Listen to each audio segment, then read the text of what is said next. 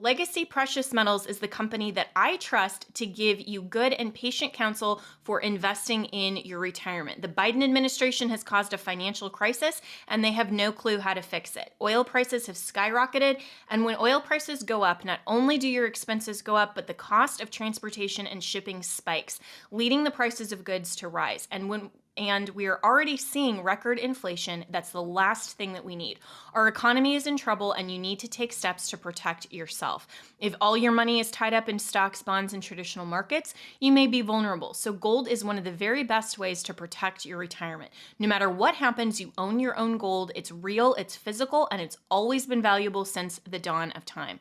Call Legacy Precious Metals today at 866-528-1903 or visit them online at legacypminvestments.com. That's legacypminvestments.com, where you can download the free investor's guide. You can also go to my Facebook page, Jenna Ellis. I am a public figure on Facebook, and I just posted yesterday a really great interview with the president of Legacy Precious Metals, who is discussing why you need to start your retirement account even if you're in your 20s or 30s. There is always a great time to protect your retirement and invest, just like you want to protect your health over the long term.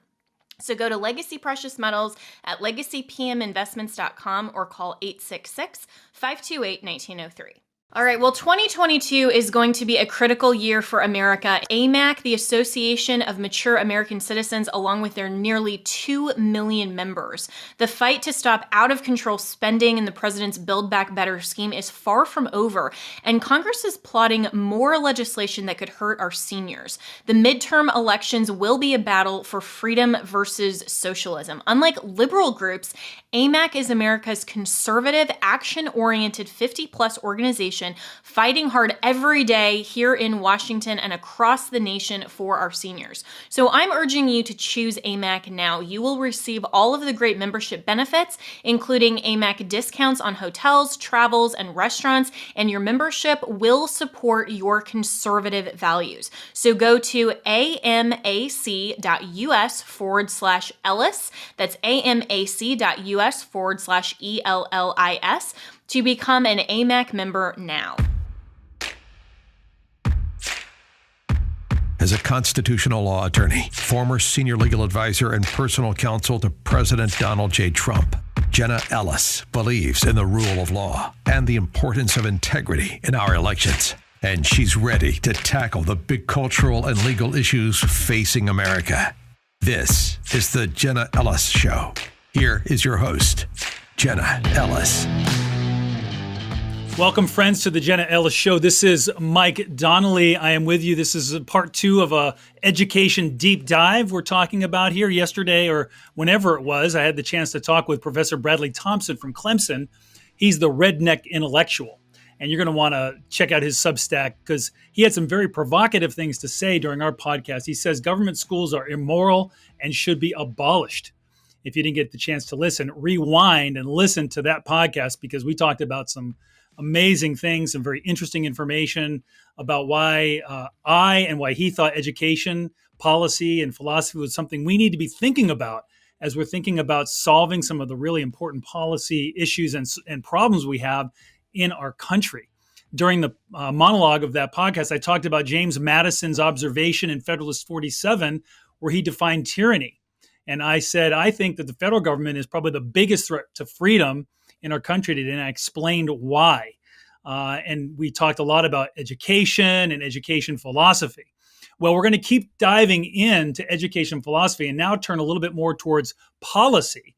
And I'm so pleased to introduce my good friend, Dr. Corey Deangelis from the American Federation for Children, who's joining us today. Corey, thanks so much for joining us today. Hey, Mike, it's good to see you. Thank you. It's great to see you too, my friend. And let me introduce you a little more fully, Corey. So Corey Deangelis is the National Director of Research at the American Federation for Children. He's an Executive Director for the Education Freedom Institute, an adjunct scholar at the Cato Institute, and a Senior Fellow at the Reason Foundation. He's a very high-energy person who has achieved a lot in his, three or so decades of life on this planet. He was on the Forbes 30 Under 30 list for his work on education policy and received the Buckley Award from America's Future in 2020. He's written 40 journal articles, book chapters, and reports on educational policy. And I've read, well, Corey, I've read a number of them, but not all 40, I'm sorry to admit. But let's talk about some of that today. How you doing? Yeah, doing well. I just saw you in, what was it? Where were we? Yeah, where were we? Oh, man. Atlanta. Atlanta. Boom. Yep. I can remember, but I can understand why you can't remember. I'm getting pulled left and right, man. But yeah, it was good to see you there for a couple days. It was great to see you too, Corey. So let's talk about school choice. Corey, first of all, let me ask you a personal question. He's like, what personal question is that going to be? No, why is this important to you, Corey? I mean, you don't have any kids, you're not married. Why is school choice something that you've really kind of grabbed onto? What is it about this subject that really matters to you? Well, I went to government schools all through K through 12. So if I make any mistakes on the podcast, that's why. But no, to be real, I attended a magnet school in high school, which is still run by the government, but at least they have some type of incentive to cater to the needs of customers because you're not residentially assigned to them. And this school was actually on the same physical campus as my residentially assigned government-run school. And I thought that was a great opportunity for me to at least have some form of choice. And I think other families should have similar choices, but it shouldn't be limited to government-run institutions. You should be able to take your children's education dollars to a charter school, private school, or a home-based education option at the same time. And then I also did a bachelor's and master's in economics, which really just opened my eyes to the problem with government-run monopolies that have huge amounts of monopoly power, particularly because of compulsory funding through property taxes and then residential assignment. I mean, just imagine if you were residentially assigned to your nearest grocery store or a restaurant, and if you wanted to go somewhere else, you had to move houses or you had to pay out of pocket and essentially pay for two goods and services while only receiving one of the products. They would have very little incentive to change anything. You'd probably end up with food poisoning every week. And then their argument would be, well, we just need more money. It'll be better next time. And then every time that you'd increase the funding, things wouldn't get any better. And there you have it with the public school system today. And then after that, I did a PhD in education policy at the University of Arkansas with Dr. Wolf and Jay Green, two great education school choice in particular researchers. And my first study there linked the Milwaukee voucher program to crime reduction, which used student level data from the time that students were through about 25 to 30 years of age. One of the first studies on the topic. So in that sense, school choice is criminal justice reform at the same time. So that kind of got me into all of this space. Wow. Well, that's you. Yeah, you have been doing this. You've really sort of immersed yourself in this school choice area. And school choice is something that's been developing over the last few decades in the United States. You've done a lot of research on that. And so let's talk a little bit about what is school choice? What does that mean? Because it's a simple term, but there's a lot to it. So how would you describe school choice to somebody who's just thinking about that? What does that mean to you? How should we think about that? Yeah, I've tried to change the conversation because the word school choice can mean different things to different people, and it has become a politicized term. So I've talked about it in terms of funding students, not systems. That's more transparent in that it's the idea that the funding meant for educating the child, which is about $15,000 or so per student per year in government-run schools, would follow the child to any approved education provider. So if you want to keep your public school, you can do so. But if not, the funding would follow the child to a private school, a charter school, or a home-based education option. I think it's also beneficial to talk about it in terms of funding students, not systems, because it puts the other side on defense. If you want to argue with that, you have to try to argue why we should fund the system and not the student.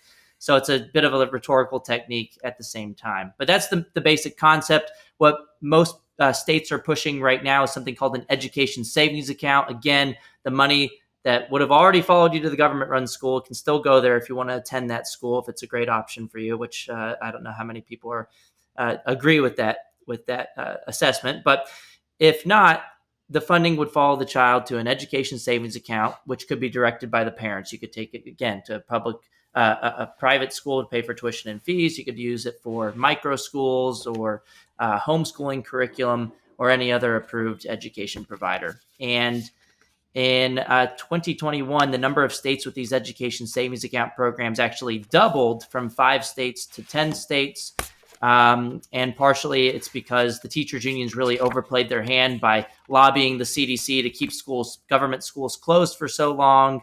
And parents really got a taste of home-based education at the same time, starting in 2020, even though it wasn't a perfect situation. Some of it was government schooling at home, which, to be clear, is not homeschooling.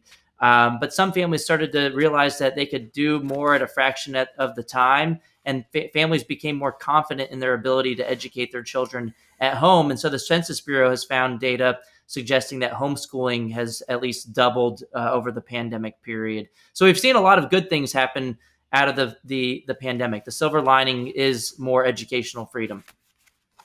Well, that's true. And the more freedom for parents to exercise control and direction over their children's education, the better, in my view, as an advocate for home education. But homeschooling, and you're talking about ESAs, education savings accounts, which is a kind of school choice, and different people can have different views on that, and we've debated about that a little bit. Maybe we'll get into that. But there are other programs that are part of school choice, right? I mean, there's SGOs, STOs, there's vouchers, there's open enrollment, there's lots of different kinds of, I guess, policies that would fit under school choice. Would you agree that those should also be in consideration as part of the whole school choice idea? Or are you saying that, no, we should just jettison everything and just focus on ESAs? I'd say ESAs. I would say ESAs are the clearest and purest form of funding following the student, because it's literally going to a savings account directed by the parents, and then they have a maximum amount of flexibility and customization for their kids' education.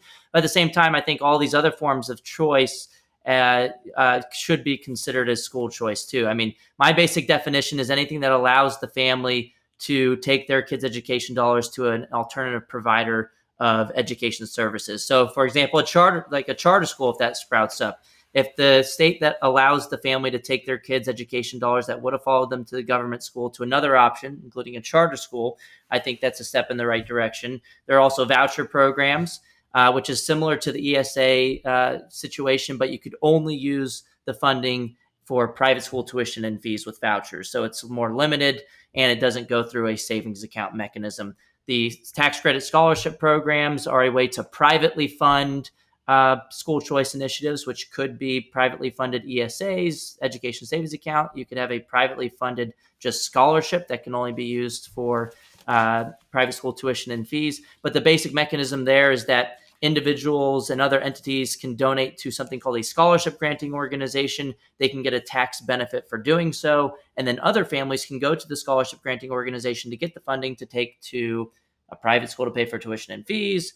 If it's an ESA setup, you could use it for homeschooling curriculum and micro schools. And so these are all different ways to structure school choice. But the basic idea is it allows families to have more opportunities, and there's different ways to fund it, and there's different allowable expenses. Right. And I've been looking at this Ed Choice 101. If folks are interested, they can go to American Federations for Children's website to find you. And you can be found at Corey Deangelis on Twitter. And I think you're on Facebook, and know you're on Facebook, actually, because I see your posts all the time. You're always posting things, and it's great, folks. If you want to follow this debate, Corey makes it very interesting, energetic, provocative. So follow him on Twitter at Corey Deangelis. Is that the correct? It's at Deangelis Corey. I don't know why I did it backwards from the get-go, but I created that thing in like 2013. So who knows what I was thinking about. But my Instagram's at Corey Deangelis. My Twitter is at Deangelis Corey, which makes it that more complicated. But all right, well, at Corey Deangelis or at Deangelis Corey, you'll find him somewhere. Check him out, follow him. But Ed Choice also is an organization that has a lot of information resources, and I go to their website to get information about what's happening in school choice. And I see that there are 2 states, Missouri and Kentucky, that have tax credit education savings accounts, which are the kind you were just talking about. So there's these different funding mechanisms. One is there are SGOs or STOs, scholarship granting or scholarship tuition organizations, which are privately funded. And there's an incentive for private individuals or corporations, businesses to give donations to get a tax credit. And then those organizations are set up to give scholarships based on certain criteria. And then you've got these government-funded ESAs, if you will, where the government will put a certain amount of money into a scholarship account for a student. There are, you said, I think 10 of those. 10 states? 10 states have education savings accounts. Some of them are privately funded. Some of them are Gotcha. taxpayer funded. Mhm. Okay. And right now in Michigan, I know Michigan has got a ballot initiative where they're trying to get a privately funded tax credit scholarship program going on. So there's lots happening all over the country in terms of school choice. Corey, what would you say is driving this movement in school choice? What are you seeing? What has your research shown? What are you hearing? Tell us, like, what's going on? Why is this happening? Well, the teachers unions overplayed their hand, and they're actively destroying their own empire, and it's absolutely glorious. You had Randy Weingarten and the teachers unions pushing to keep schools closed for so long, and parents have finally woken up to the problems of the government school system, which does not care any about those families at all. That the system prioritized itself at the expense of millions of children over the past couple of years, and families don't want to feel powerless like that ever again. And the other issue was that this remote learning, which I would like to call remotely learning because it led to so much learning loss, hurt kids in so many ways, whether it was academically, mentally, physically, even. There was a side benefit in that families got to see what the heck was going on in the classroom. And so parents who thought their kids were in quote unquote great public schools, whether it was an A rating by the state that made them believe that, or whether their kids were just getting good grades on their standardized tests and their report cards, families started to see another dimension of school quality, which is arguably more important, which is whether the school's values align with the families.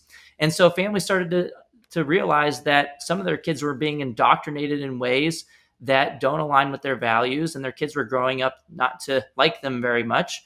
And so families started to push back. And the way that I put it before is that for far too long in K-12 education, the only special interest groups were the teachers unions and the superintendents and the other employees or organizations. But now there's a new special interest group in town, parents, and they're not going away anytime soon. They're not going to go back to sleep. And I see this momentum continuing going forward. Polling shows school choice support at an all-time high. Just last month, Arizona just passed the most expansive school choice initiative in the nation, which was the biggest school choice victory in U.S. history. Every single family, regardless of income, will be able to take their kids' education dollars to the education providers of their choosing, which is public, private, charter, or home-based educational options. And in 2021, we're calling that the year of school choice because 19 states expanded or enacted programs to fund students as opposed to systems. Parents are already voting with their feet even before those programs have been implemented.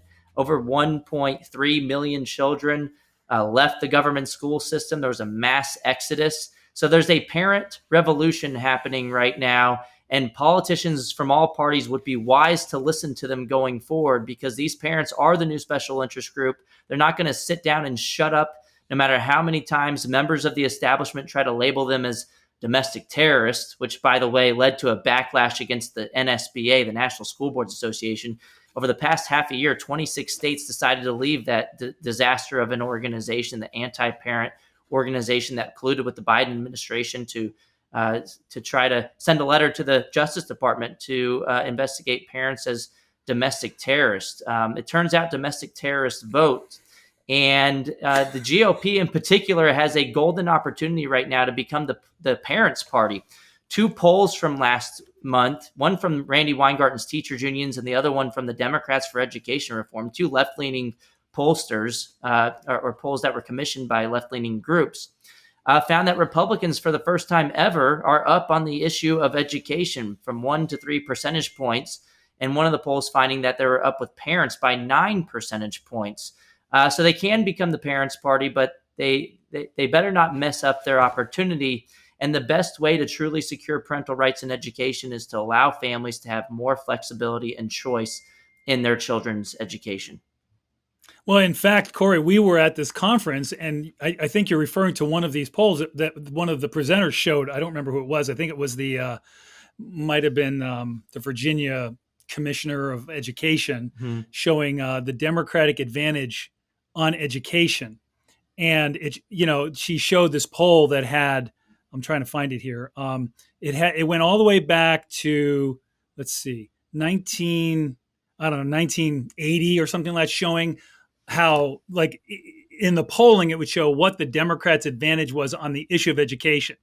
And up until just this year, Yep. it was always like +5, +8, +10 in the blue, right? And this is the first year that Republicans have ever had an advantage on the education issue.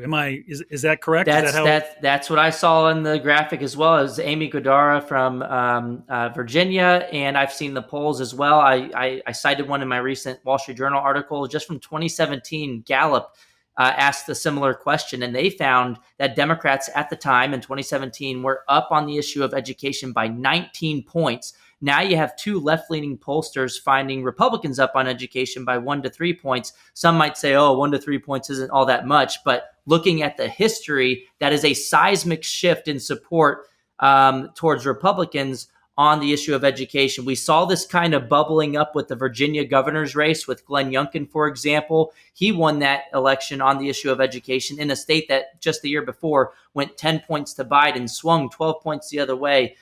Glenn Youngkin winning by 2 points overall and by 6 points with voters who had education as their top priority. Education was the number 2 issue in that race. And a lot of people were saying, maybe that was just a blip. The school closures had just happened and schools, have been open a while now. So maybe that's not going to continue. But these 2 polls from last year suggest that this is a longer term trend. And again, I'm optimistic about this momentum continuing because parents are going to fight for the right to educate their kids as they see fit, harder than anyone will ever fight to take that right away from them. So we're seeing victories in the minds and hearts of voters. We're seeing victories with legislation. We're seeing families vote with their feet already, even without programs being implemented. And the funny thing here is that opposing parental rights in education after the past 2 years is becoming a form of political suicide. We saw it with Terry McAuliffe, Mr. I don't think parents should be telling schools what they should teach. That didn't work out for him. And if Republicans are smart, they'll see this golden opportunity. They'll lean into it like Glenn Youngkin did. It worked out for Ron DeSantis in 2018 in Florida. His opponent wanted to get rid of the school choice program. He wanted to save it. And a Wall Street Journal article, opinion piece, argued that school choice moms won the governor's race for Ron DeSantis in Florida. And the thing is, Democrats for a long time have relied on teachers' unions' contributions overwhelmingly on their side. So Randy Weingarten's union, the AFT, 99.997% of the AFT campaign contributions have gone to Democrats as opposed to Republicans in 2022. Wow.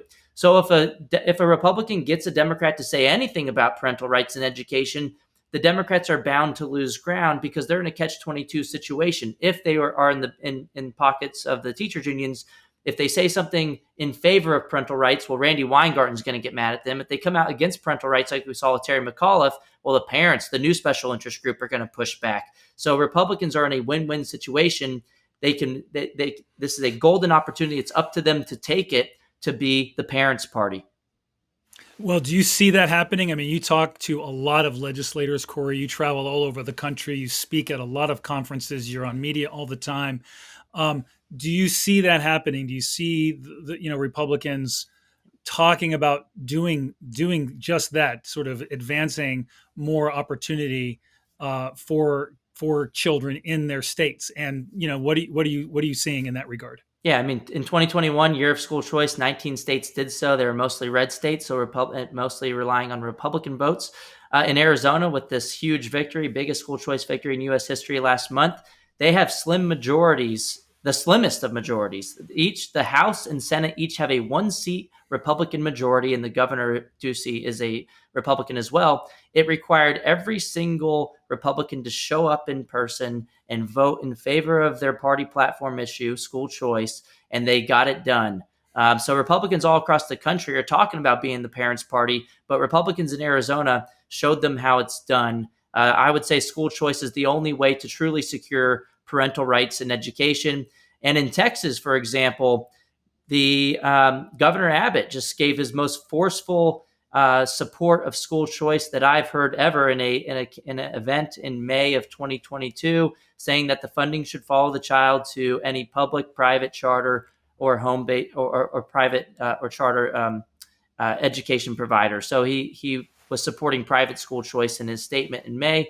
And then at a campaign event, he argued this year that this was going to be the biggest school choice push in Texas history. So we're seeing more leadership than I've ever seen in Texas. We're seeing Iowa Governor Kim Reynolds, for example, a huge supporter of educational freedom, fought as hard as possible to try to get an education savings account bill passed in 2022, this year.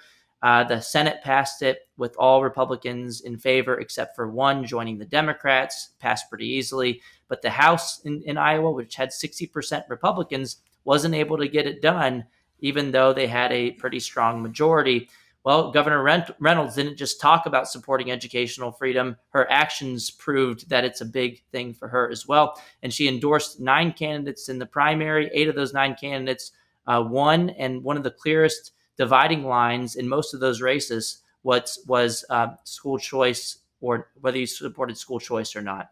And so it looks like Iowa, all eyes on Iowa next session to get a big school choice expansion. So I'm optimistic, but it is true that there are some Republicans in some states who have been endorsed by the teachers unions.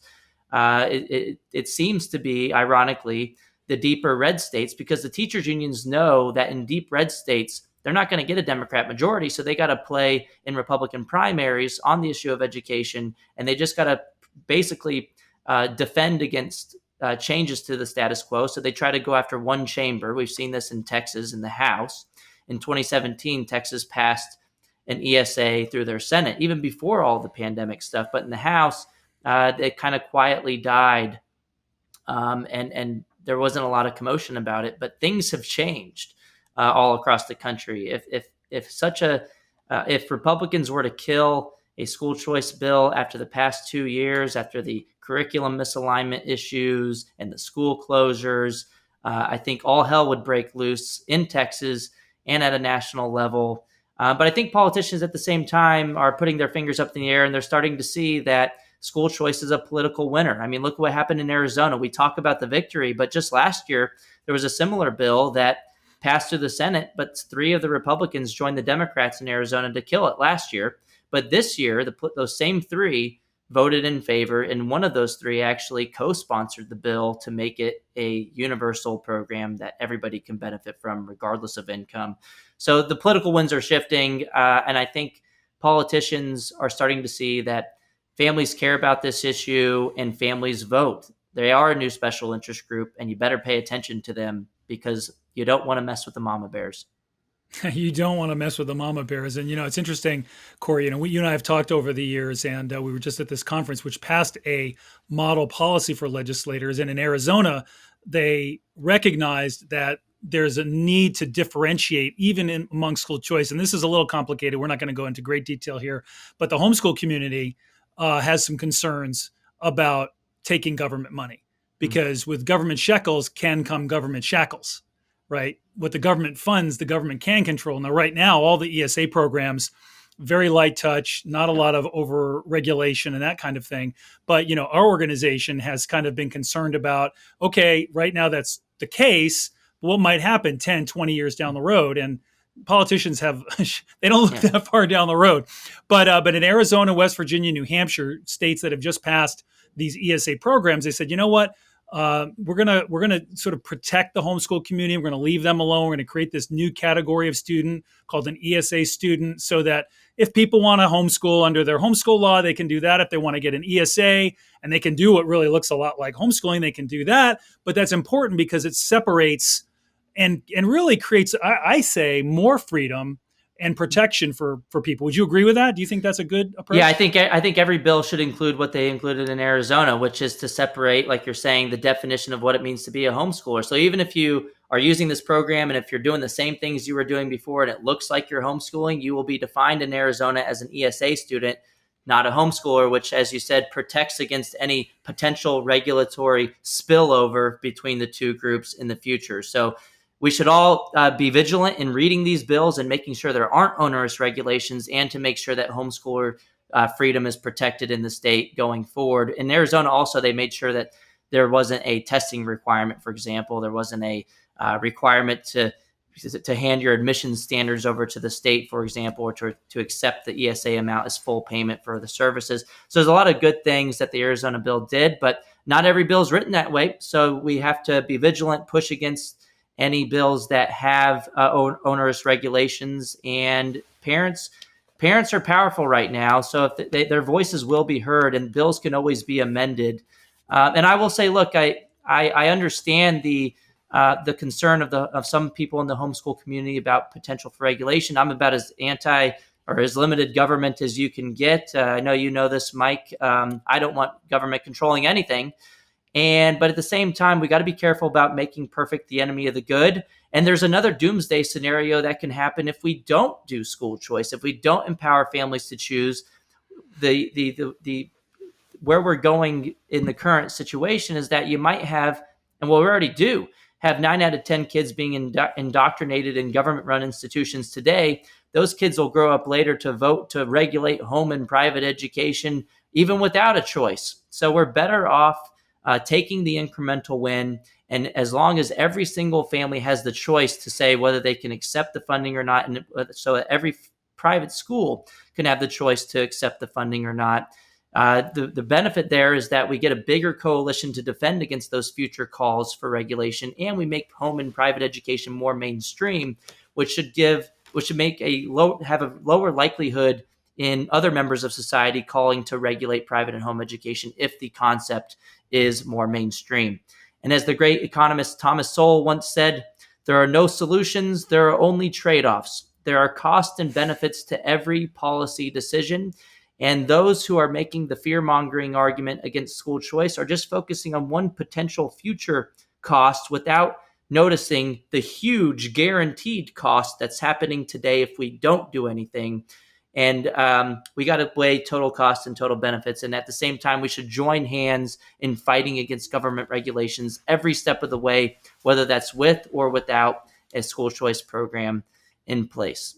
But at the end of the day, I think we got to be careful, again, to not miss the forest for the trees and to not make perfect the enemy of the good while fighting together against any government overreach, while also fighting against the government school monopoly at the same time. Because otherwise, if we're fighting with one another about whether school choice is a good idea, who's the one that's celebrating the most? It's Randy Weingarten on the sideline, who's happy about this because she understands that the result is that her monopoly is cemented even stronger in the future. So I think we're going to win this battle, and we can do it the right way with limited or no government control. Well, there's a lot of wisdom there, Corey, and I think that's probably a great place to leave it with that wisdom from Thomas Sowell and the economic arguments that you've made. So we've been talking with Corey Deangelis, who is the director for research at the American Federation for Children. A lot to think about here. Corey, thank you for taking time out of what I know is a very busy schedule as you're traveling all over the country, fighting for freedom, fighting for school choice. And thank you so much again for your work. I'm Mike Donnelly, sitting in for Jenna Ellis. On the Jenna Ellis Show, you can learn more about homeschooling and how to homeschool at youcanhomeschool.com. And you can find Corey at the American Federation for Children. And with that, I bid you adieu and thank you for the privilege and for listening to me on as a guest host on the Jenna Ellis Show. Corey, take care. Thanks, Mike.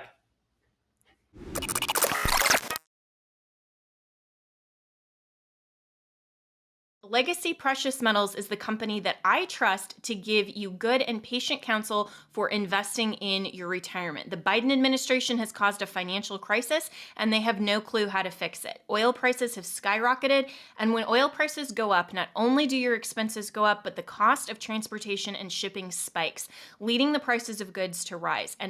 And we are already seeing record inflation. That's the last thing that we need.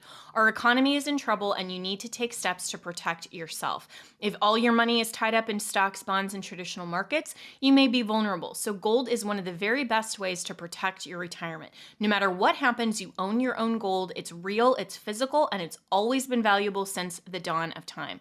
Call Legacy Precious Metals today at 866-528-1903 or visit them online at legacypminvestments.com. That's legacypminvestments.com, where you can download the free investor's guide. You can also go to my Facebook page, Jenna Ellis. I am a public figure on Facebook, and I just posted yesterday a really great interview with the president of Legacy Precious Metals, who is discussing why you need to start your retirement account even if you're in your 20s or 30s. There is always a great time to protect your retirement and invest, just like you want to protect your health over the long term.